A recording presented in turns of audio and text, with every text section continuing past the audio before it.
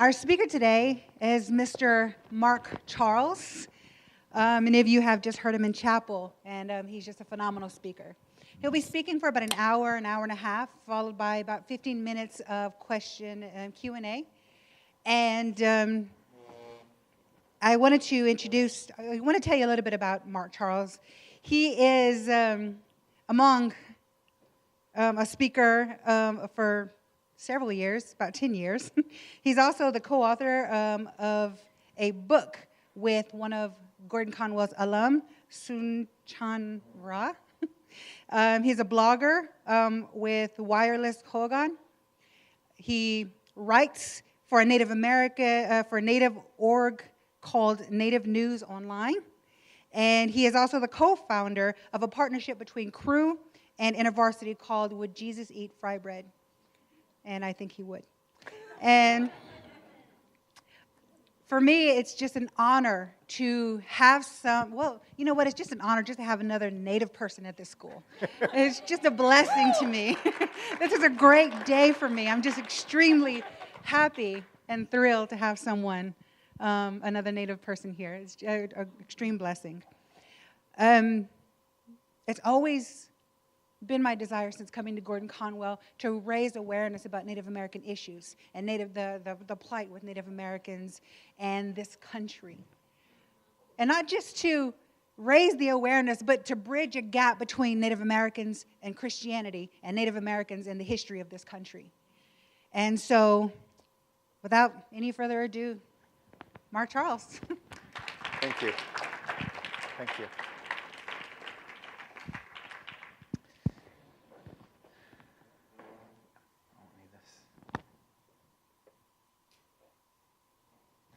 Can everybody hear me okay? Okay.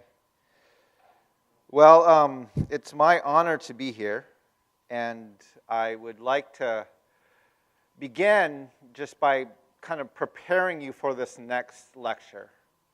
So in the next hour to an hour and a half, we are going to talk about some history regarding our nation that most of you have probably never heard before. There's a good chance that in the next 75 to 90 minutes, I will say something or several things that will anger you. A few of you may be tempted to walk out, and a few of you may even want to throw something at me. Resist all those urges. I promise you, if we can stay engaged and stay connected in this conversation, we're going to get to a good place. But we first have to get to an understanding of a history of our nation that most of us are unaware of. I tell people that you cannot really understand the history of the United States without first understanding the history of our nation. We talk about we have a separation of church and state, but really that doesn't fully exist. We are deeply rooted with the church in our national identity. And so I always start my lectures, not even with the first century church, but going all the way back to Jesus. So when Jesus was on this earth, he was actually coming into a very difficult situation. There were some expectations on the Messiah that were very hard to overcome. The people of Israel were being oppressed by the Romans. They were believed to be punished by God because they had broken the land covenant. They had intermarried with other people. They had worshipped other gods, and so they were under an oppression by another government, which is what God frequently did to them throughout the Old Testament. And so the people of Israel were looking for a political Messiah to come and restore the fortunes of the greatness of the kingdom of Israel, like back in the days of King David, and to throw off their chains and their fetters of the Roman oppressors. And so Jesus had to change expectations when he came. So yes, his birth was announced by angels. Yes, he was coming as the Messiah, but he was born in a barn and grew up as a refugee. So great was this expectation that he was coming with a political and imperial ambitions that one of the first temptations Satan gave to him was he took him up on this mountain and said, if you just bow down to me, I will give you the kingdoms of the world. After Jesus, in another gospel, had stolen a kid's lunch and fed 4,000 people with it, the people were so excited that they came to make him king by force. And he walked away from this. One day, he had healed a widow's child, and he had healed a centurion's servant, and he had healed other impoverished and poor people, and he had cast out demons and given sight to the blind. And this was so contrary to this image of a political imperial Messiah that even John the Baptist sent his disciples to Jesus and said, hey, are you the one we're waiting for, or should we look for somebody else? I love Jesus' response. He turned around, he cast out more demons, he healed more blind people, he helped more widows, he cared for more of the poor, he gave hearing to more of the deaf, and then he said to John's disciples, go back and tell your master what you just saw. Blessed is the man who does not stumble on account of me. At the end of his life, when he's standing before Pilate, Pilate is threatening him and trying to get him to answer some questions. And he says, don't you know I have the authority to crucify you or to set you free? And Jesus said, the only authority you have over me is what my Father gave you. My kingdom is not of this earth. If it were, my servants, the angels, would come and fight for me. They would set me free. My kingdom is somewhere else. So Jesus was very, very, very, very, very clear. He did not come to establish a political imperial empire. That was not his goal. He had numerous opportunities to do so, and he walked away every single time. Jesus came to plant a church. Jesus came to offer his body as a living sacrifice. Jesus came to empty himself. And so when you join the church in the 1st through the 3rd centuries, through your discipleship, through your community, through your baptism, through your communion, you knew that you were joining a group of people that were standing in opposition to the empire. You knew that you were joining a body that was going to be possibly persecuted and maybe even killed because of their opposition to the institution and the empire. The leader of this institution was crucified on a cross. Most of his disciples were killed because they kept repeating his words and living out his commands. So this was the expectation. Now in the 4th century, when Constantine became emperor of Rome, while he was emperor, he became a Christian. And he, actually his mother, was really excited about Christianizing Rome, creating a Christian empire, a Christendom, if you will. Now, this is in complete contrast to what Jesus taught. Jesus was very clear. He did not come here to set up an imperial political empire. His kingdom was somewhere else. But Constantine, in contrast, in defiance, in disobedience to the teachings of Christ, creates a Christian empire. He creates Christendom. Now, this immediately begins to cause problems. Because the empire does what empires do, which is it protects itself, it expands itself through the act of warfare. And a plain text reading of Jesus' teaching doesn't allow this. And so the theologians of the day are faced with a dilemma. Do they speak prophetically against this Christendom, against this Christian empire, or do they collude with it and begin to find a way to make it work? So Augustine begins to write what's called the just war theory. Now, the just war theory, I would say, is evidence of his collusion. He is trying to find a way to make Christian empire work. So they are coming up with a more just set of rules with which to pursue warfare, and they are trying to find a way to justify how Christian citizens of a Christian empire can go off and kill in the name of Christendom. These are the two goals of the just war theory. Now, this is my proof of collusion, but if you look at Jesus' teaching, he actually responds very aggressively when anyone tries to wrap his teachings around the world. So when Peter tries to tell Jesus you don't have to die, how does he respond? Get behind me, Satan, right? You're not on the side of God, but of men. When the disciples are walking with Jesus, James and John, they've just been rejected by the Samaritans, and they're walking out of the village, and the disciples come up to Jesus and say, hey, Jesus, do you want us to call down fire from heaven and destroy them? Now, this isn't an outrageous request. All throughout the Old Testament, if people sin, God sends them a prophet. If they adhere to the prophet and repent, he forgives them. If they reject the prophet, what does God do? He destroys them. This is Sodom and Gomorrah. This is Jericho. This is why Jonah didn't want to go and prophesy when he was called to, because he knew God would have mercy on Nineveh. So the disciples, I think they're kind of proud of themselves for going to the Samaritans in the first place. And now they're really excited because they don't like the Samaritans and they've rejected Jesus. So they want to be the ones to call down fire. Who doesn't want to be the one calling down fire from heaven, right? This is Elijah type stuff. This is amazing type. Think of your legacy, your rep, if you were the one calling down fire from heaven.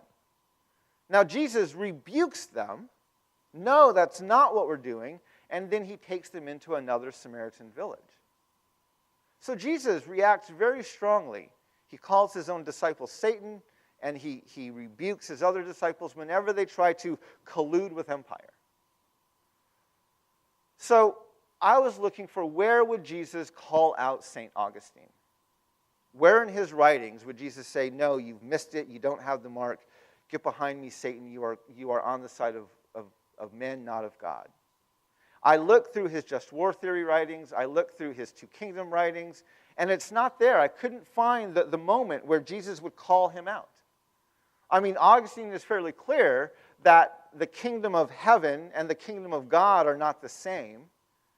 But he seems, and he's very clear that Christendom is not the kingdom of God.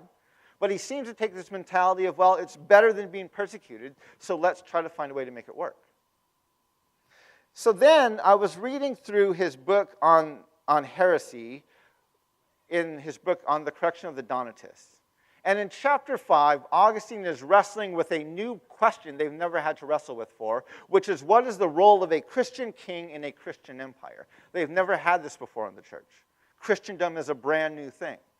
And so as he's arguing, he concludes that the role of the Christian king in the Christian empire is to prevent and chastise with religious severity all those acts which are done in opposition to the commands of the Lord. That the Christian king in the Christian empire serves the Lord by enforcing with suitable rigor such laws as ordain what is righteous and punishes what is the reverse. So he's arguing the role of the Christian king in the Christian empire is to use the resources of the state to punish the people who disobey the commands of the church. In chapter 6, he acknowledges it's better that men should be led to worship of God by teaching than they should be driven to it by fear of punishment or pain. But many have found advantage, he says, in first being compelled by fear or pain, so that they might afterwards be influenced by teaching. So now he's arguing that the role of the Christian king in the Christian empire is to use the resources of the state to cause fear, punishment, and pain to compel people to obey God and the commands of the church. I'm convinced this is where Jesus would say, get behind me, Satan. What are you thinking? You are not on the side of God, but of men. Very clear. So it's no wonder that because the theologians of the day were choosing to collude with empire instead of speak prophetically to it, that this now morphs history of the Christendom into the Crusades. The Crusades are about expanding the empire as well as protecting Jerusalem. Now, in the 12th century, Thomas Aquinas begins writing also about the heretics. And he basically makes the argument that says, if the state has the authority to kill men for breaking man's laws, how much more does the church have the right to kill those who break God's laws? He says it's a much graver matter to corrupt the faith, which quickens the soul, than to forge money, which supports temporal life. So wherefore, if forgers of money and other evildoers are forthwith condemned to die by the secular authority, how much more reason is there for heretics, as soon as they are convicted of heresy, to not only be excommunicated, but even put to death? So now he's arguing the role of the Christian king in the Christian empire is to kill those who break God's commands. In the 1300s, the church begins coming up with this new term called the infidel. The infidel, it's first applied to the Moors, which is the Muslims, later supplied to indigenous peoples. It's a subhuman category, a category of other. Now, once we have this theological understanding of the other, the infidel, this subhuman category, this even changes the need for a just war theory. Now you don't need a just war theory to justify your wars. Now you can go to war based on your theological grounds. You're fighting the other. You're fighting the enemies of Christ. So it's out of this that in 1452, Pope Nicholas V writes out the words, invade, search out, capture, vanquish, and subdue all Saracens and pagans whatsoever. Reduce their persons to perpetual slavery, convert them to his and to their use and profit. This papal bull, along with other papal bulls written between 1452 and 1493, collectively become known as what we call the Doctrine of Discovery. The Doctrine of Discovery is essentially the church in Europe saying to the nations of Europe, wherever you go, whatever lands you find not ruled by white European Christian rulers, those people are less than human, and the land is yours for the taking. This is quite literally the doctrine that let European nations go into Africa, colonize the continent, and enslave the African people. They didn't believe them to be human. It's the same doctrine that let Columbus, who was lost at sea, land in this new world that's already inhabited by millions and claim to have discovered it. If you think about it, you cannot discover lands already inhabited, right? If you don't believe me, leave your cell phones, your car keys, your laptops out. Tina and I will come by and discover them for you. Clearly, this isn't discovery. It's stealing. It's conquering. It's colonizing. The fact that to this day we have statutes, we have memorials, we have history books that reference what Columbus did as discovery reveals the implicit racial bias of the nation, which is that native peoples, people of color, are not fully human. So this makes the doctrine of discovery a white supremacist doctrine that is the fruit, the direct fruit of a church that has prostituted itself out to the empire. Now, the problem with this doctrine is the way it's been embedded into the foundations of our country. So in 1763, King George draws a line down the Appalachian Mountains, and he says to the colonists that they no longer have the right of discovery of the empty Indian lands west of Appalachia. This upset the colonies. They wanted access to those lands. So a few years later, they write a letter of protest. In this letter, they accuse the king of raising the conditions of new appropriations of land. They go on in their letter to state that he has excited domestic insurrections amongst us and has endeavored to bring on the inhabitants of our frontiers the merciless Indian savages. They signed their letter on July 4th, 1776. Literally 30 lines below the statement, all men are created equal, the Declaration of Independence refers to natives as merciless Indian savages, making it very clear the only reason our founding fathers used this inclusive term, all men, is because they had a very narrow definition of who was actually human. This, of course, makes our Declaration of Independence a systemically white supremacist document that assumes the superiority of white men. Now, a few years later, we had another document written. This one began with the words, "We the people of the United States in order to form a more perfect union." This, of course, is the preamble to our Constitution.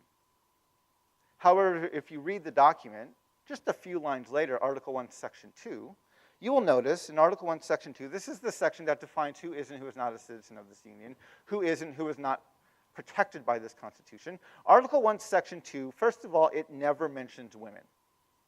This is important because if you read the Constitution from the preamble through the last amendment, you will notice that there are 51 gender-specific male pronouns. Who can run for office, who can hold office, even who is protected by this Constitution. 51, his, him, and he, and not a single female pronoun. So we have to know Article 1, Section 2 never mentions women. Second, it specifically excludes natives. And third, it counts Africans as 3/5 human. So who does that leave? Well, technically, it leaves white landowning men. That's who could vote.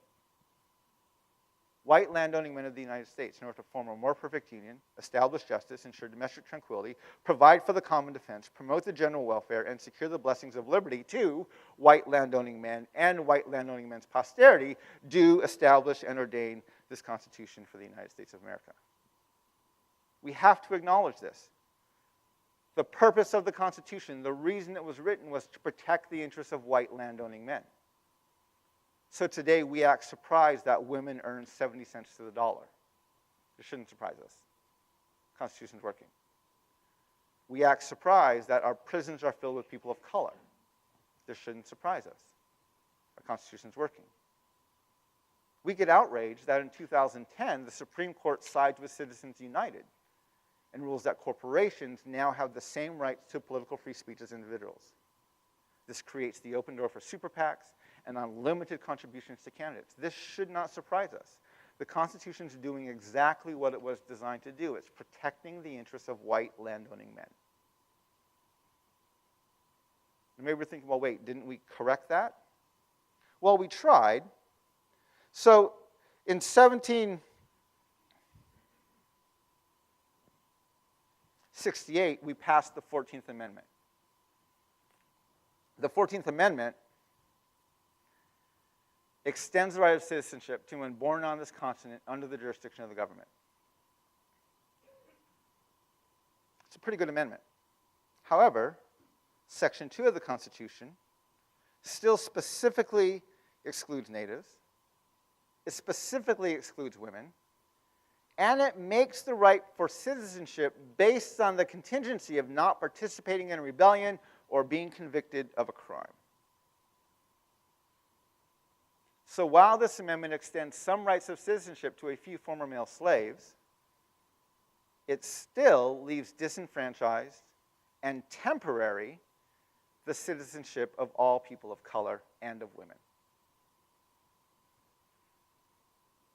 And we have to remember that it was after this amendment, we still had Jim Crow laws, we still had segregation, we still had Indian boarding schools, we still had Indian massacres, we still had Indian removal, we still had internment camps.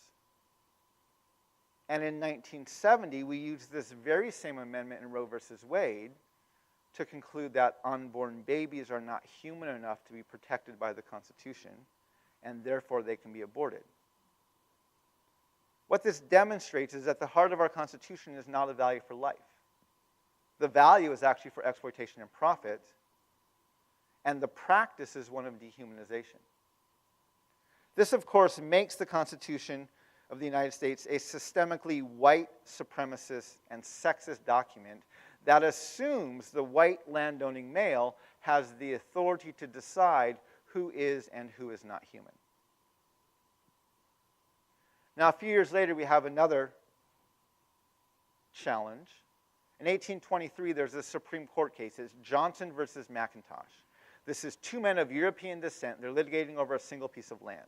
One of them got the land from a native tribe. The other one got the same land from the government. They want to know who owned it.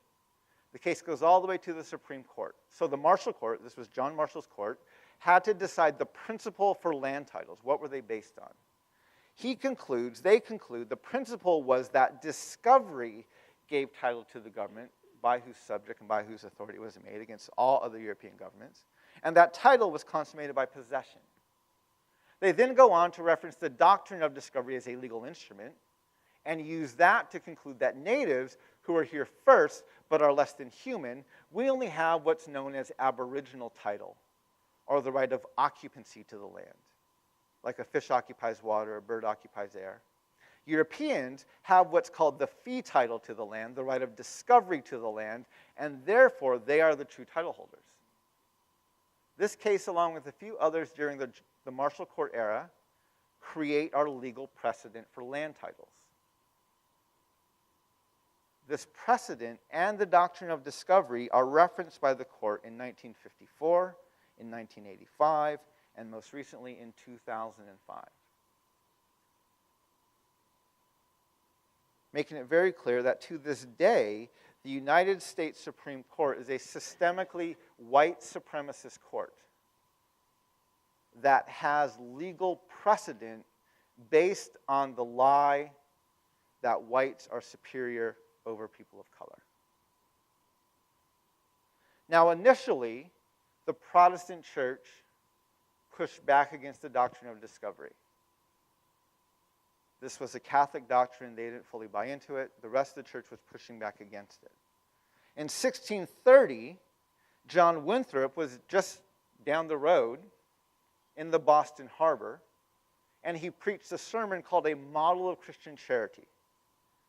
In his sermon, he refers to the colonists that he's with. They're here to plant the Boston colony. He refers to them as a city on a hill. Now, he's borrowing from the language of Jesus in the Sermon on the Mount, where he tells his disciples to be a lamp on a stand, a city on a hill, shining your good deeds into this dark world. John Winthrop goes on in his sermon to exhort them in all meekness, gentleness, patience, and liberality. We should rejoice together, mourn together, labor and suffer together. We should keep the unity of the Spirit in the bonds of peace. These are just your basic church exhortations. At the end of his sermon, he's trying to persuade, convince his audience to heed his call. And so he begins quoting from the Old Testament, Deuteronomy chapter 30 to be specific. Now, Deuteronomy 30 is the passage in the Old Testament where the people of God are standing at the banks of the Jordan River, ready to cross over to take possession of their promised lands. And God is reiterating the threats and promises of his land covenant. If you obey me, I'll do these things for you. If you disobey me, I'll do these things to you. End of this passage, it says, but if our hearts shall turn away so that we will not obey and worship other gods, we shall surely perish out of the good land whether we pass over this river to possess it. Now, Deuteronomy 30 says river, but John Winthrop, quoting this passage in his sermon, changes river to vast sea. Why would he do that? Well, they didn't cross a river, they crossed an ocean. So what's he implying? Based on the teachings of Jesus to be a city on a hill, based on the model of Old Testament Israel, they are standing on the shores of their promised land, ready to go and take possession of them. Now, who here's read the book of Joshua? How does God command Israel to take possession of their promised lands? What do they do to the Canaanites? Kill everybody. Leave no man, no woman, no child, no animal left alive. Promised lands for one people is literally God-ordained genocide for another. I call this sermon the birth of American exceptionalism. This idea percolates for about 100 years. Mid-1700s, our nation begins moving past the Appalachian Mountains. We go past the Mississippi River. End of the 1700s, the Second Great Awakening takes place. There's a growth in churches. There's a renewal of denominations. Early 1800s, the term manifest destiny is coined. The belief that this nation of white people has the God-given right to rule this continent from sea to shining sea. Now, maybe you're thinking, Mr. Charles, this is a stretch. Well, I want you to think back to May 3rd, 2015. Prime Minister of Israel, Benjamin Netanyahu, was here in the U.S. He had been invited by Speaker Ryan to address a joint session of Congress because the White House was negotiating a nuclear treaty with the country of Iran, the nation of Iran. Israel, Netanyahu, was very opposed to this treaty, and so he came here to lobby against it. He was speaking to a very divided, a very partisan Congress. Just like the Congress we have today, they could hardly even talk to each other. And so he had to thread the needle, find the way to get everyone on the same page behind him. So very early in his speech, he said to our Congress, because America and Israel, we share a common destiny, the destiny of promised lands. To bipartisan applause. See, what you have to understand is the United States and the nation-state of Israel have a very dysfunctional and codependent relationship that is wrapped around this misappropriation of the Old Testament covenant of promised lands. Israel, we need Israel's Old Testament legacy of promised lands to justify what we did to native peoples and African Americans. And Israel, the current nation-state of Israel, needs our flourishing as a nation with a manifest destiny to justify what they're doing presently against the Bedouins and the Palestinians. We have a very dysfunctional, a very codependent relationship with the nation-state of Israel, and it has almost nothing to do with justice, or love, or equality. It is using one another to justify racial oppression of another group of people. Because promised lands for one people literally is God-ordained genocide for another.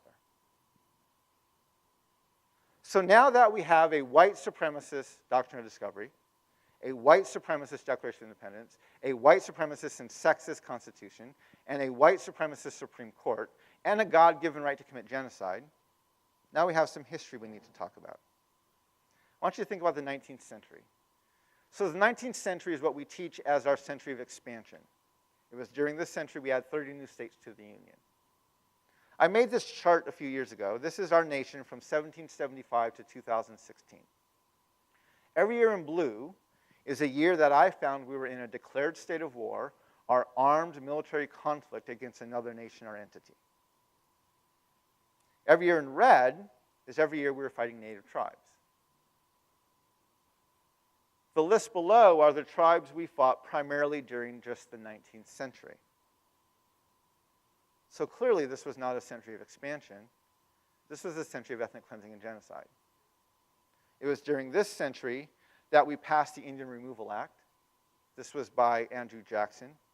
This, in practice, gave the U.S. military the right by force to remove tribes from lands in the east to empty lands in the west. This resulted in the Trail of Tears for the Choctaw, the Chickasaw, the Cherokee, the Long Walk for the Navajo and the Apache, the removal of the Dakotas and the Winnebagos from Minnesota. All told, about a dozen tribes experienced forced relocation, and tens of thousands of people died as a direct result of the Indian Removal Act. In 1862, we had the largest execution in the history of our nation after the Dakota War with the hanging of the Dakota 38. In 1864, we had the Sand Creek Massacre. There were about 200 Cheyenne and Arapaho men, women, and children slaughtered in a single day. Colonel Shivington of the U.S. Army, a Methodist pastor, ordered this massacre. And it was later reported that the soldiers were parading the genitalia of the natives down the streets of Denver. In 1879, we had the start of Indian boarding schools. The stated goal of these schools was to kill the Indian to save the man. This opened up about almost 100-year history of churches and the government running these boarding schools, military-style boarding schools. Native children were taken from their homes. We were put into these boarding schools. They were punished for speaking their languages, punished for practicing their culture. The stories of abuse, mental, physical, emotional, sexual, that abounded in these boarding schools is gut-wrenching. And the last of these schools didn't close until the 1970s and 80s. In 1890, we had the massacre at Wounded Knee. We teach this massacre a bit more in our history books. 350 Sioux people were slaughtered in a single day, men, women, and children. What we don't teach is how this massacre came about and what we did with the people who participated in this massacre. So the story of this massacre is that the Sioux and the U.S. government were negotiating the surrender of one of the Sioux chiefs, and they were gathering at Wounded Knee. Tensions were high, no one really trusted each other, and there's no definitive word, but someone fired a gunshot. Don't know if it was a native or a U.S. soldier, but someone fired a gunshot, and that caused widespread chaos. Fire started being exchanged. The Army had up to 4 what are called Hotchkiss cannons. These are 37-millimeter machine guns. They shoot rounds up to 70 per minute. They're accurate up to 2,000 yards. They begin raining down on the Sioux people. Now, at Wounded Knee, there's a ravine right near there. And so most of the Sioux people ran into this ravine to seek shelter from this ravine. Now, what we don't teach at all is that the U.S. Army awarded 18 Congressional Medals of Honor to U.S. soldiers who participated in this massacre alone. And 3 of those medals were given to soldiers for the express action of flushing the natives out of the ravine. This is what our country looked like in 1840. The dark lands in the east are the states, the lighter lands are territories and unclaimed lands further to the west. If you look on the U.S. Army Military's website, you will notice that between 1839 and 1898, the U.S. Army awarded 425 Congressional Medals of Honor to U.S. soldiers who participated in the Indian Wars.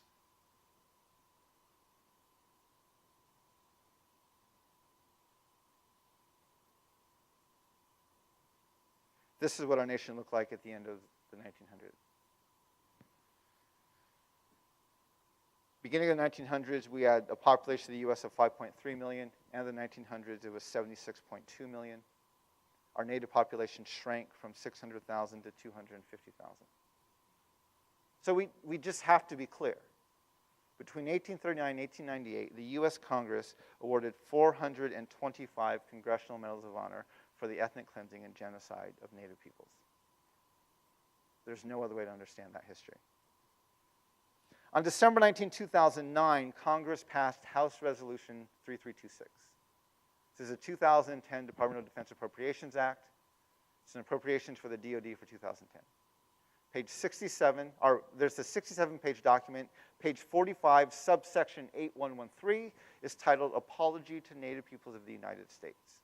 What follows is this 7-bullet-point apology. It mentions no specific tribe, no specific treaty, and no specific injustice. Basically says you had some nice land, our citizens didn't take it very politely, let's just call it all of our land and steward it together. It then ends with a disclaimer stating nothing in here is legally binding.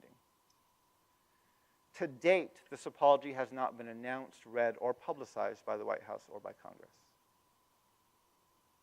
The problem is we don't teach a history of America, we teach a mythology. The mythology is that we have a legacy of discovery, we have a history of equality, we expanded, we're exceptional, liberty and justice here exist for everybody, and we are a Christian nation. Now, I need to warn you, these next 15 to 20 minutes are going to be some of the hardest you've ever heard in a lecture. But I want to ask you, why is Abraham Lincoln considered our greatest president? Emancipation Proclamation? What else? He saved the Union? Anything else? 13th Amendment, which did what? Abolish slavery? Okay. Yeah, so we have this understanding of history that Abraham Lincoln emancipated the slaves, he preserved the Union, and he abolished slavery. And we hold him up consistently, even more so as racial tensions have gotten higher, as our greatest president. He is on Mount Rushmore, and he is consistently voted by U.S. citizens as our greatest president. Everyone agrees this is not a partisan issue. Last year, Speaker Ryan, after Donald Trump got endorsed by David Duke from the KKK, and he refused to distance himself from it, Speaker Ryan called him out at a press conference. And he said, if a person wants to be the nominee of the Republican Party, there can be no evasion and no games. They must reject any group that does not prey on people's prejudices. We appeal to their highest ideals. This is the party of Lincoln. We believe all people are created equal in the eyes of God and our government. This is fundamental, and if someone wants to be our nominee, they must understand this. So this is our understanding of who Lincoln is. But this is not entirely accurate. So I want to go back to 1858. In 1858, Lincoln and Stephen Douglas are in a heated debate. Lincoln is running for senator from Illinois, and he and Douglas are in a heated debate. And early on, in August, in the first debate, Lincoln says he wants to clarify his position on slavery and on race. And he says, I will say then that I am not, nor ever have been, in favor of bringing about in any way the social and political equality of the white and black races, to applause. That I am not, nor ever have been, in favor of bringing about, or of making voters or jurors of Negroes, nor of qualifying them to hold office, nor to intermarry with white people. And I will say in addition to this that there is a physical difference between the white and black races, which I believe will forever forbid the two races living together on terms of social and political equality. And inasmuch as they cannot so live, while they do remain together, there must be the position of superior and inferior, and I, as much as any other man, am in favor of having the superior position assigned to the white race. In the fourth debate, he says pretty much the same thing verbatim. At the inauguration, he once again feels the need to clarify his stance on slavery and his feelings regarding race. And he says, apprehension, in his inaugural address, he says, apprehension seems to exist among the people of the southern states that by the ascension of a Republican administration, their property, i.e. the slaves, and their peace and personal security are to be endangered. There has never been any reasonable cause for such apprehension. Indeed, the most ample evidence to the contrary has all the while existed and been open to their inspection. It is found in nearly all the published speeches of him who now addresses you. I do but quote from one of them, and he goes back to quote himself in the first debate. In 1862, Abraham Lincoln had the Emancipation Proclamation written. It was in his desk. And Horace Greeley, an editor of the New York Tribune, came out with an op-ed calling for the immediate emancipation of the slaves. Lincoln was very concerned about 4 states in the North that had not ceded but were still slave states: Missouri, Kentucky, Maryland, and Delaware. And so he did not want to emancipate the slaves immediately because he wanted to make sure they understood where he was and how he felt about this issue. And so he, instead of releasing the Emancipation Proclamation, he came out with a response that said, if there would be those who would not save the Union unless they could at the same time save slavery, I do not agree with them. If there be those who would not save the Union unless they could at the same time destroy slavery, I do not agree with them. My paramount object in this struggle is to save the Union. It is neither to save or to destroy slavery. If I could save the Union without freeing any slave, I would do it. And if I could save it by freeing all the slaves, I would do it. And if I could save it by freeing some and leaving others alone, I would also do that. At the Lincoln Memorial in the base, there's a small museum about half the size of this room. On each wall are plaques with different quotes and references to Abraham Lincoln's legacy. On one wall is a line of 5 plaques talking about his thoughts on the Union. Middle of that wall, etched in stone, 3 to 4 feet high, 2.5 feet wide, it states, I would save the Union. My paramount object in this struggle is to save the Union. It is not to save or destroy slavery. If I could save the Union without freeing any slave, I would do it. If I could save it by freeing all the slaves, I would do it. If I could save it by freeing some and leaving others alone, I would also do that. The Lincoln Memorial is like one of the few safe spaces for people of color in Washington, D.C. Countless speeches, concerts, rallies have ended up there. It's one of the places where people of color feel safe to fight for our rights, for our civil liberties. And hanging on the wall, etched in stone at the base of that memorial, is a plaque that literally says, according to Abraham Lincoln, Black lives don't matter.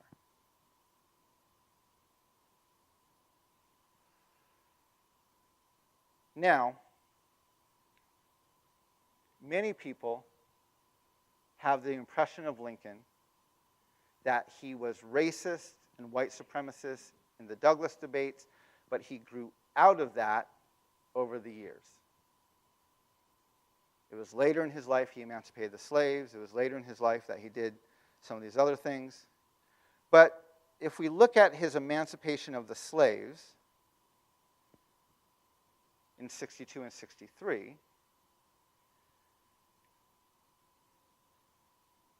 he's very specific about where he frees the slaves. Arkansas, Kansas, Louisiana, Mississippi, Alabama, Florida, Georgia, South Carolina, North Carolina, Virginia. You know what's missing from this list? Missouri, Kentucky, Maryland, and Delaware.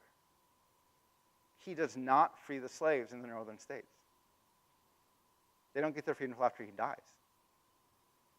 So he kept his promise. If he could save the Union by freeing some and leaving others alone, that's what he would do.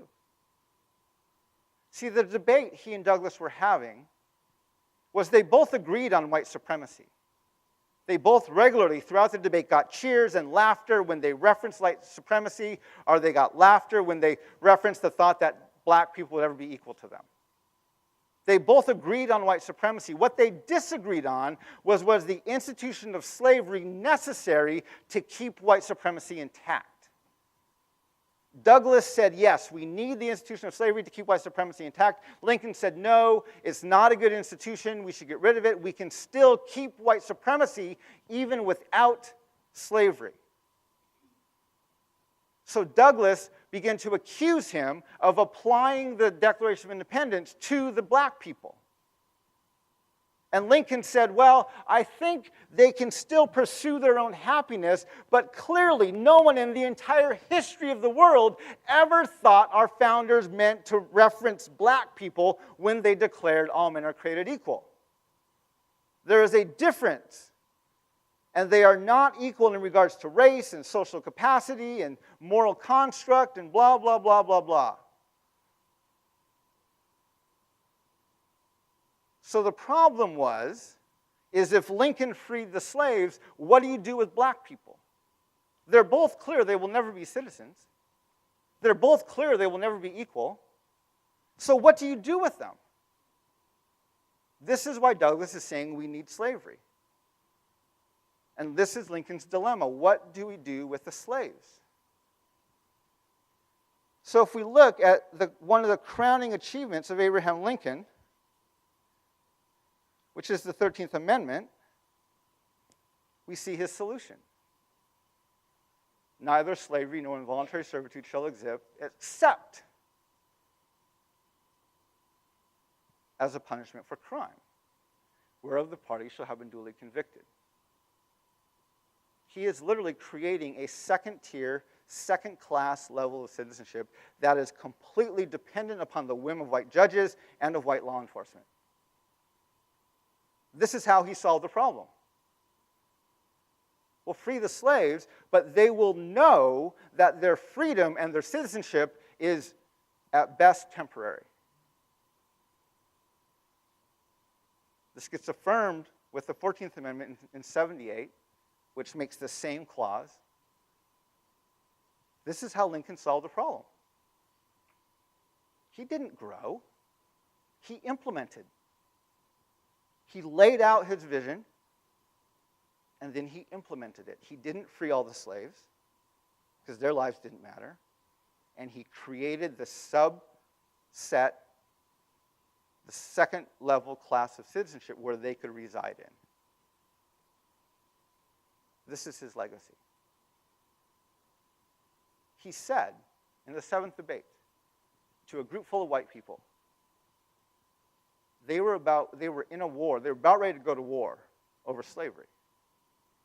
And he said to this group of white people, the greatest threat to our liberty and our prosperity is the question of slavery. Not that the slaves are going to overthrow us, but that we're going to self-destruct because of it.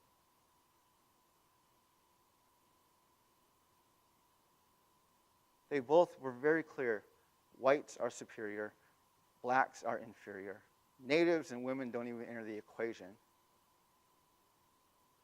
And this is how Lincoln solves the problem.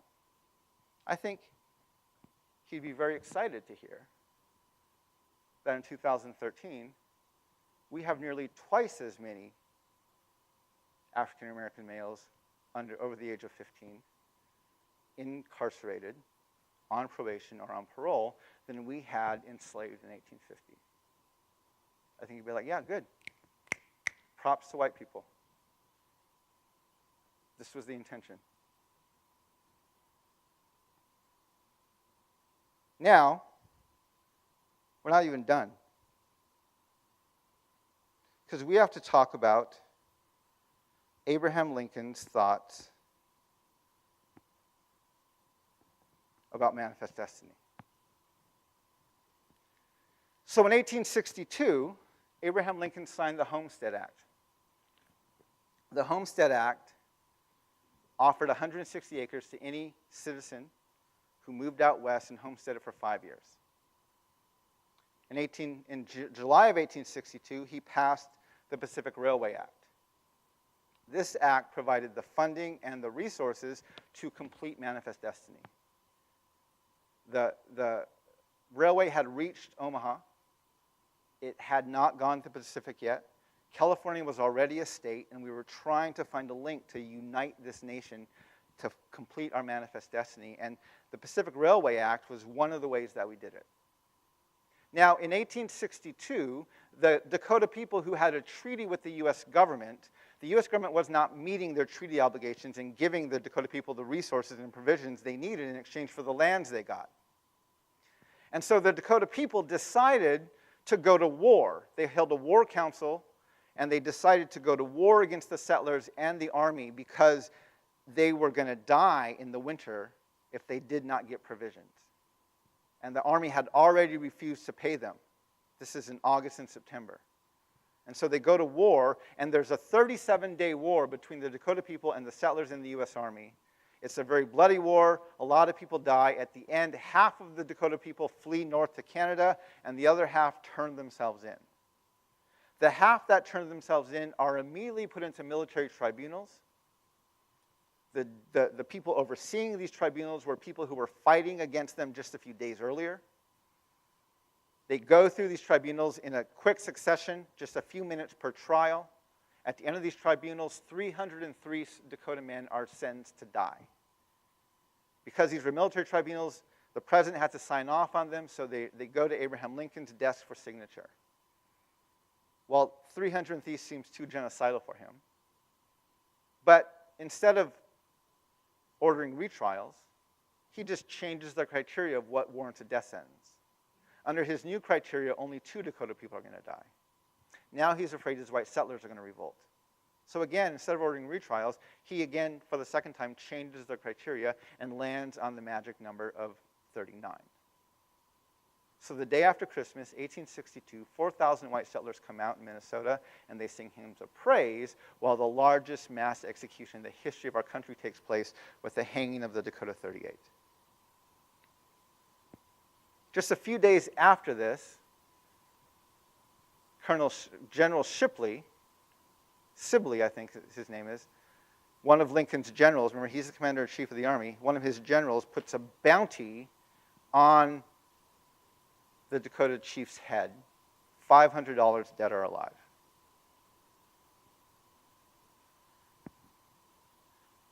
In February of 1863, the Congress passes a bill annulling the treaties with all the tribes in Minnesota.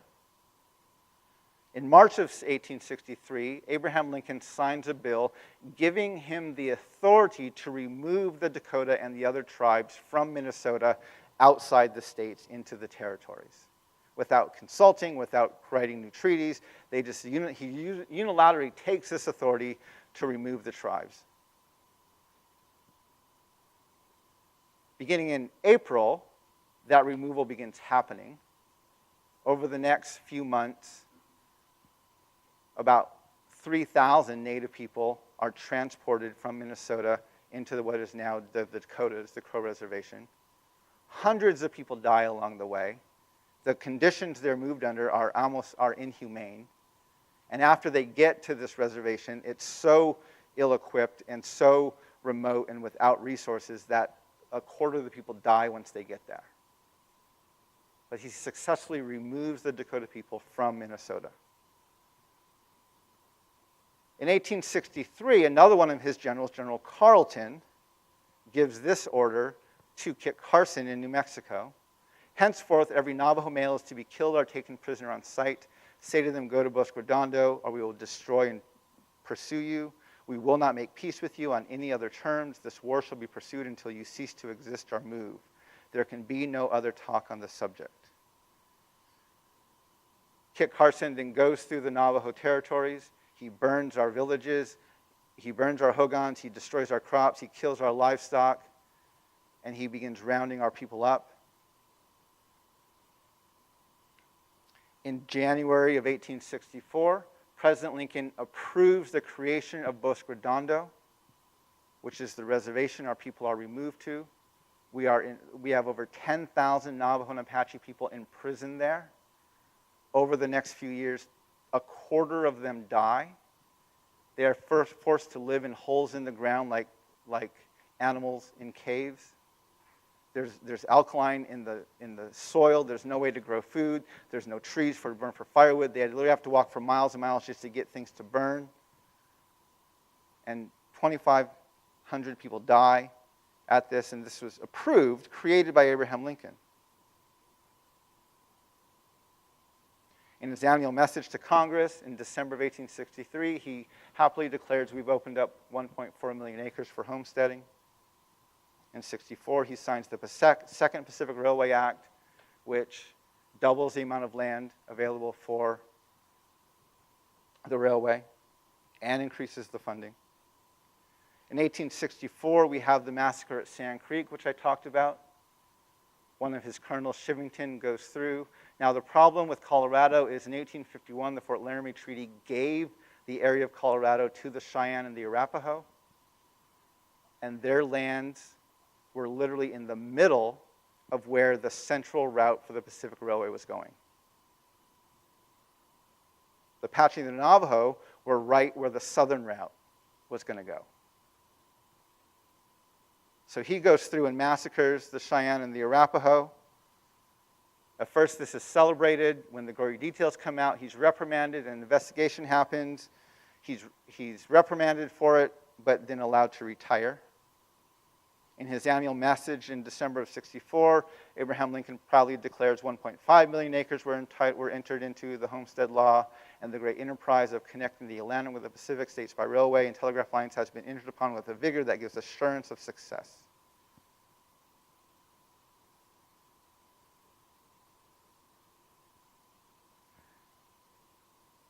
The problem we have is we connect Lincoln with the wrong war.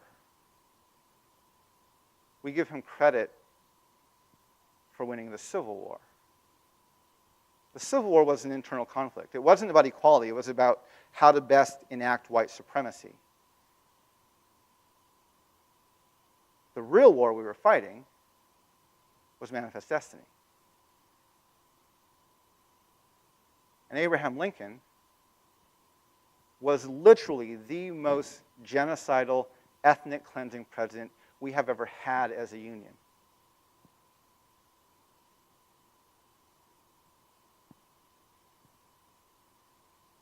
And we hold him up as our greatest president.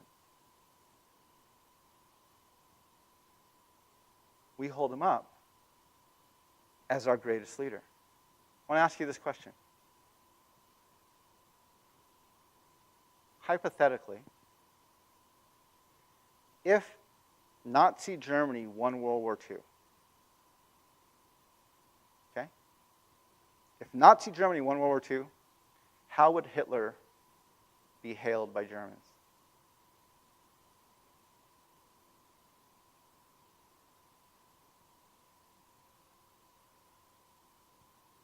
He'd be their greatest leader, right? Out of poverty,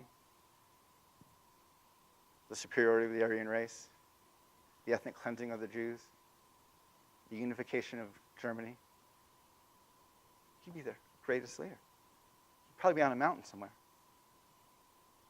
There'd probably be a temple, a monument, a memorial to him based after the temple to the Greek god Athena, which is exactly what we did with Abraham Lincoln.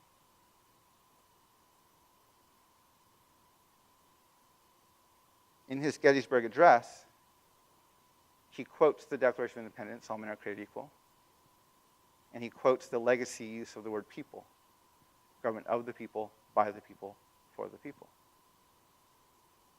But he has just reestablished who all men means and who people refers to. White, landowning men.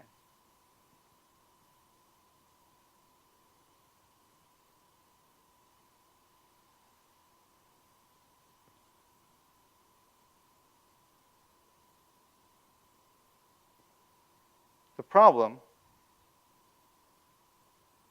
is that we don't teach a history of our country, we teach a mythology. The mythology says discovery, the history says dehumanization. The mythology says equality, the history says for a select few. The mythology says expansion, the history says ethnic cleansing. The mythology says exceptionalism. The history says genocide. The mythology says liberty and justice for all. The history says it only exists for white landowning men. The mythology says Christian nation. History says Christendom.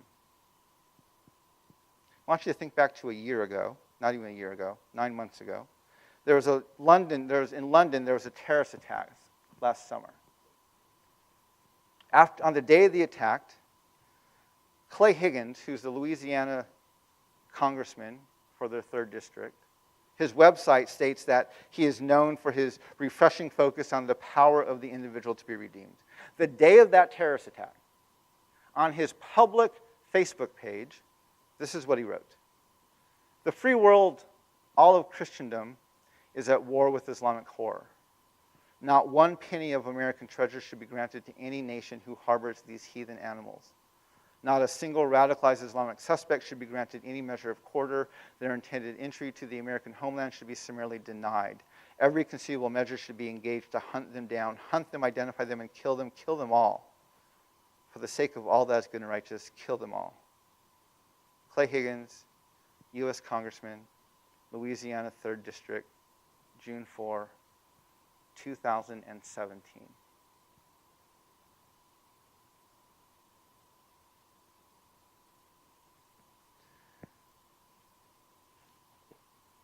I want to pause here for a moment.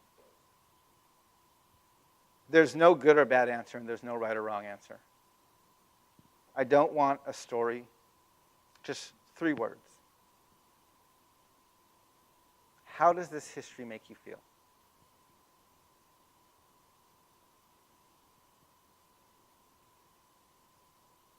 What emotions does it bring up? Just 3 words or less. Sick. Angry. Sad. Insecure. Deceived. Powerless. Broken. Confused. Lost. Betrayed. Yeah. It's good to acknowledge these things.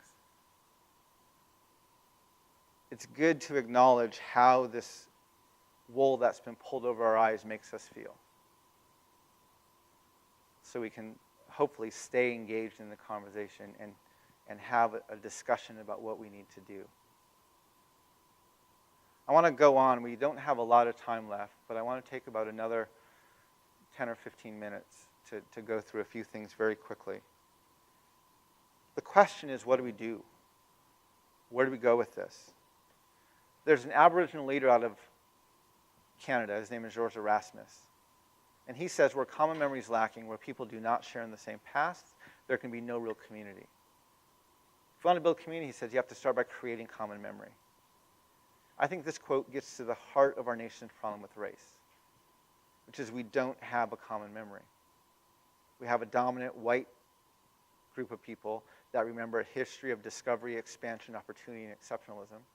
We have communities of color that have the lived experience of broken treaties, stolen lands, slavery, Jim Crow laws, internment camps, boarding schools, mass incarceration. And there's no common memory. And I think all of us can probably agree that on the national level, community pretty much sucks right now. So my goal is we need to find a way to make this common memory. I'm literally traveling the country, talking anywhere and everywhere I can, and telling people that the United States of America needs a national dialogue on race, gender, and class. A conversation that's on par with the Truth and Reconciliation Commissions that took place in South Africa, Rwanda, and Canada. I'm calling it truth and conciliation because reconciliation is a misnomer. Reconciliation implies a previous harmony. Never existed here. Conciliation is merely the mediation of a dispute. They both lead to a better place. It just one perpetuates the myth, the other deals with the history accurately. We don't need a Truth and Reconciliation Commission. We need a Truth and Conciliation Commission. And I'm convinced we need it sooner rather than later. We're falling apart. My goal is 2021. So the question is how do we get there? How do we engage a national dialogue on race, gender, and class? Well, there are several audiences I want to prep for this conversation. The first audience is the church. The church wrote the Doctrine of Discovery. The church has been in bed with the empire since Constantine. The church has been complicit in the racial injustices and the sexist injustices of this doctrine. And so the church needs to engage this conversation, and our pathway, our entrance into the dialogue is through the practice of lament.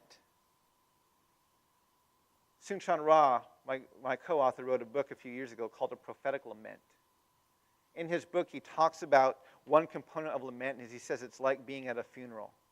There's a dead body in the casket, and it's not going to come back to life.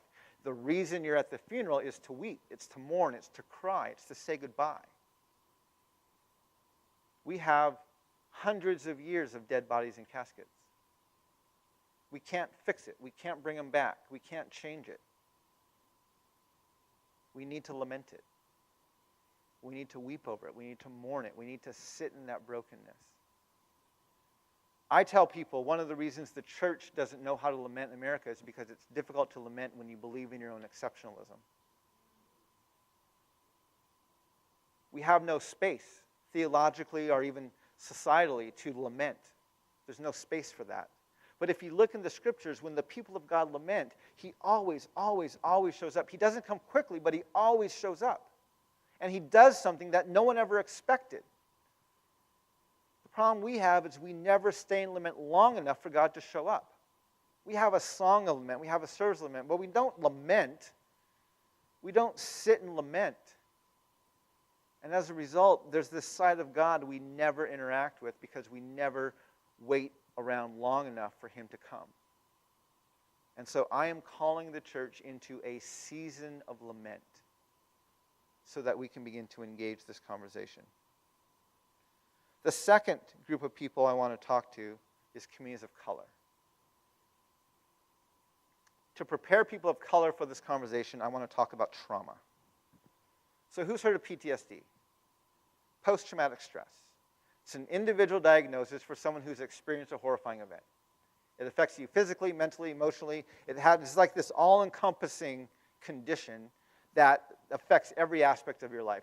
But it's an individual diagnosis. So that soldier returning from the battlefield has PTSD. That abuse victim who suffered from that person has PTSD. That individual has post-traumatic stress due to being the victim of some kind of horrifying event. Now, there's another trauma out there called historical trauma. So historical trauma is not an individual diagnosis. It's how psychologists understand their dissatisfaction in a broad community. They actually developed this to understand their dissatisfaction in Native communities. You can see it also evident in other communities, African American, Jewish American, or Jewish communities, Japanese American. Any community that's been historically oppressed, you can usually find evidence of historical trauma. Now, it's been proven that this trauma is passed down generation to generation. It doesn't end with the generation that experienced the oppression. And it's a communal manifestation of the trauma. That is not that person has historical trauma. It's this community is struggling with historical trauma. So I refer to historical trauma as the multi-generational communal manifestation of PTSD. Does that make sense? Now there's another trauma you probably haven't heard about. This is called PITS, perpetration-induced traumatic stress. The researcher who's working on this, the psychologist who's working on this, Rachel McNair, wrote a book back in 2002. She identifies PITS as being like PTSD in every way, shape, and form, except if PTSD afflicts the victim of a horrifying event, PITS afflicts the perpetrator of that event. Perpetration-induced traumatic stress. So she looked at a very comprehensive study of Vietnam veterans. She looked closely at this quote by Socrates, who said, "The doer of injustice is more miserable than the sufferer." So I hypothesize if PTSD has a multi-generational communal manifestation known as historical trauma, it would make sense to me that PITS would also have a multi-generational communal manifestation that I identify as what afflicts white Americans. Because you cannot build a nation on 500 years of dehumanizing injustice without traumatizing yourself. So just like when I go in to talk to inner city communities of color, I understand their historical trauma, so when I interact with them, I'm prepared for what may trigger them, what may bring out reactions, how they're going to respond to what I have to say. If I go back to the reservation, I'm aware not only of the historical trauma of my people, but I'm also aware of the PTSD of our boarding school survivors who are sitting in the audience. If you're not aware of these traumas, you're going to have interactions that are not going to make sense to you because you're going to get reactions, you're going to get anger, you're going to get frustration, you're going to get hopelessness that you're not going to understand unless you understand the trauma of those people. So if we understand white America as another group of traumatized people, it's easy to see their symptoms. The first symptom of trauma is denial. The fact that we don't know the history I just laid out is denial. We have this buried apology. This isn't racism. This is trauma. Our Congress is so embarrassed by what they did, they can't even talk about it. So they bury it in an appropriations bill. We have Texas and Oklahoma passing laws you can only teach patriotic history. This isn't racism, this is trauma. They're so ashamed by what they did to become who they are, they can't even teach it anymore. I refer to American exceptionalism as the coping mechanism for a nation that's in denial of its genocidal history. Now, when you deal with trauma patients have what are called triggers. Trigger is a sight, a sound, a smell, something that takes you out of reality and puts you back into the chaos of the moment of when the trauma occurred. So the backfire of a muffler can take a PTSD victim from the battlefield and bring them back into the chaos of the battlefield from just that backfire of the muffler. An abuse victim, the brush of a hand, the scent of a smell, can bring them back out of reality into the chaos of the moment of when that abuse occurred. So when we understand white America as another group of traumatized people, it's easy to see their collective triggers. So 8 years of a black president was a trigger. White America did not know what to do with the optic of a black man governing from an office that was built for white people. Without 8 years of President Obama, we never get Donald Trump. It doesn't happen. We do not elect Donald Trump without that being prefaced by 8 years of a black president. Any sort of national dialogue on immigration or gun control is a trigger. No pun intended. White America cannot have this conversation without screaming at each other. I refer to ISIS as a trigger. Now, why is ISIS a trigger? Well, they're a group of religious zealots ethnically cleansing a land to set up their own pseudo-religious empire. Who does that sound like? This is us, right? So, I'm not trying to convince white people that they're traumatized. I'm trying to convince people of color that white people are traumatized. Why? Because in every racial dialogue, white people are typically put in one of two places. They're either racist or they're fragile. I would argue neither of those are helpful. If white Americans are racist just because their skin is white, that's not helpful. There's no place for them in the conversation. If white Americans are fragile, we have to walk around them on eggshells, soothing everything over. That's not helpful. What makes counselors so effective? When they discover your triggers, they keep talking about them, right? They ask about them. They bring them up. They're like, we have to discuss this. They don't soothe it over, and they don't scream back at their patient who's screaming at them. They don't feel threatened. They're not afraid their patient hates them. They know they've come across a trigger, and they have to find a way to deal with it. So this is what I'm trying to train people of color for, because we will come across these triggers. And we need to respond to them appropriately. If we assume all white people are racist, and when we trigger them and they start screaming at us, we will feel attacked, we'll assume we are attacked, and we will fight back and elevate the aggression. If we think they're fragile, we will soothe it over and change the subject, and we'll never get to the heart of the matter. So we have to deal with them as not as victims of trauma, but as people who are experiencing trauma. and then continue to hone in and press in and talk about the things in spite of all the fireworks going on. So I'm not trying to convince white people they're traumatized. I just treat them as traumatized. And this, by and large, has been my most effective tool of engaging white people in dialogues on race. I have not lost control of a session yet because of this understanding. Now, the third group of people I'm trying to engage is Native peoples. My message to Native peoples is we are not the helpless victims of an oppressive colonial government. We are the host people of the land. And we have to conduct ourselves as the host. This is why I love Standing Rock. Standing Rock, unprecedented in the history of this continent. Hundreds of tribes, tens of thousands of Native peoples coming together, deeply committed to prayer, to ceremony, and to the wisdom of their elders. And in a unified voice, telling this nation of immigrants, you can't drink oil. Water is life. This was Native people stepping up to the plate and saying, we are going to assume our role as the host people of the land. And I loved it.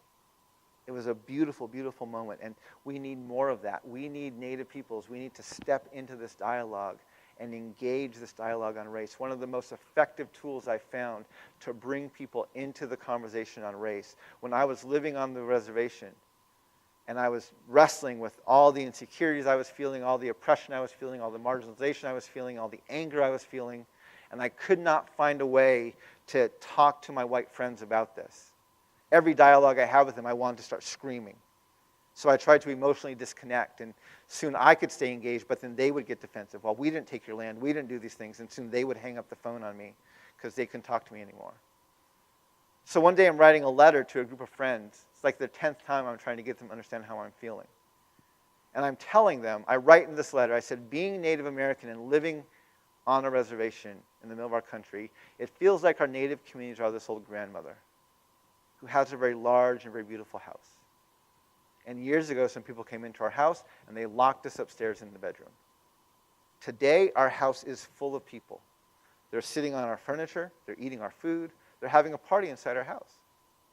Now, they've since come upstairs and they've unlocked the door to our bedroom, but it's much later, we're tired, we're old, we're weak, and we're sick, so by and large, we don't come out. But the thing that hurts us the most, caused us the most pain, is that virtually nobody from this party ever comes upstairs, seeks out the grandmother in the bedroom, sits down next to her on the bed, takes her hand, and simply says, thank you. Thank you for letting us be in your house. I have used that metaphor throughout the country and around the world to engage indigenous peoples in dialogue with their colonizers, and to invite their colonizers into dialogue with indigenous peoples. And the great thing about this metaphor is it changes the focus of the dialogue. Instead of talking about victim and oppressor, instead of immediately going to justice and reparations, we talk about what I think is the biggest travesty, which is we have this reversal of roles. We have 300 million undocumented immigrants living in this land, running around acting like they own the place. We have 6 million indigenous peoples acting like unwanted guests in someone else's house. We have to reverse those roles. And so this metaphor is one of the ways I begin to shift that conversation. I've had more in-depth conversations with white people who have just come up to me and said, what does it look like to say thank you? How does my family, how does my school, how does my community, how does my nation express gratitude to the host people of the land? That is a great place to start a dialogue. My last group of people, and I'm going to just go through this very quickly, is millennials, which many of you in this room are. Millennials are kind of confounding the nation and the world. You guys kind of got robbed. You went to college, you were told, get your degree, you'll be successful, you'll make a lot of money. And while you're in school, they change the rules. So you're coming out with your masters and your PhDs and tens of thousands of dollars in debt and no real way to pay them off. You're teaching adjunct at a community college for $500 a class. You can't afford to buy a house. You can't afford to buy a car. But you're not sitting still. You guys are changing the rules. You're decolonizing this nation. You can't afford a house, so you buy one, and then you rent it out part-time on Airbnb. You can't afford a car, so you join the gig economy, and you drive for Uber a few days a week and pay for your car. The financial system left you behind, so you're investing in cryptocurrency, freaking the tar out of Wall Street executives. You guys are now the largest voting bloc in the country. You outnumber boomers. And what's freaking them out is you are not joining these colonial divisions they have. You're not joining denominations. You're not joining political parties. You're not even working for normal corporate jobs. You're not joining all these divisive things we have that set up all these things. And you guys have an inherent value for pluralism. So if you think about it, interracial marriage only became legal in the US in the 1960s. That's my parents' generation. I was an anomaly. My parents were like the first in line to go get married after this became legal. I was an anomaly. There weren't many interracial kids back when I was young. But now, my generation is not nearly as worried about it. And now our generation, our kids are having kids. And many of that even is some of you. And you guys, like, you're not going to bed at night thinking, should I date this person because they're Asian, or should I date this person because they're Hispanic? You're not thinking this way first and foremost, because this pluralism is just your way of life. Many of you probably have friendships with people of other religions, correct? Yeah, your parents and grandparents would never dream of this. They could not imagine being friends with a Muslim. Why? Because every single interaction would be evangelistic. You know how tiring that would be?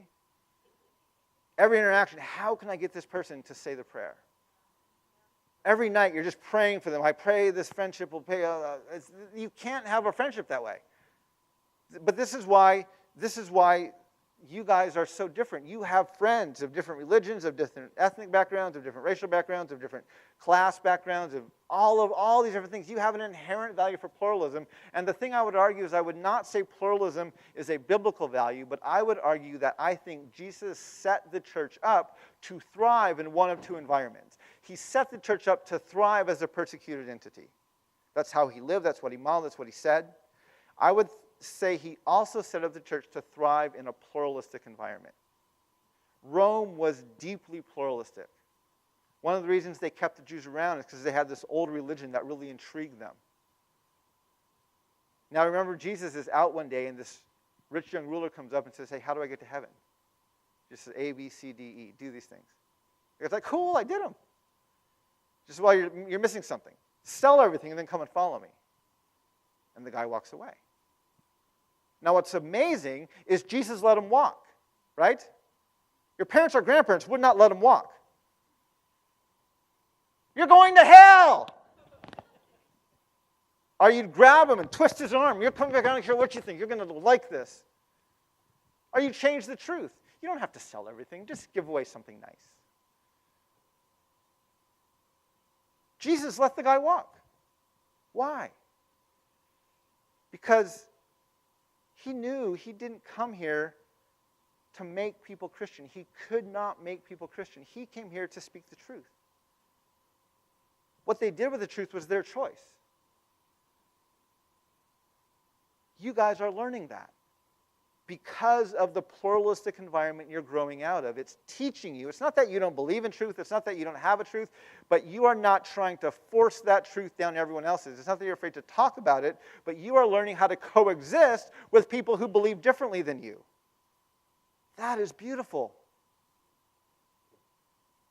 So I have great hope for millennials. I really think you guys can help. You're already decolonizing the economy. You're already decolonizing the corporate world. You're already decolonizing our political life. I want you to help decolonize the church. And I think you guys can help play a dialogue, a role in this dialogue on this national conversation on race, gender, and class. The goal of my work, what I'm trying to do, is to create this common memory. I'm convinced we need this. I want the church involved. I want people of color involved. I want natives involved. I want millennials involved. And I want us all working together to engage the dominant culture into having this discussion. And I think it's possible. I think we might be able to do it.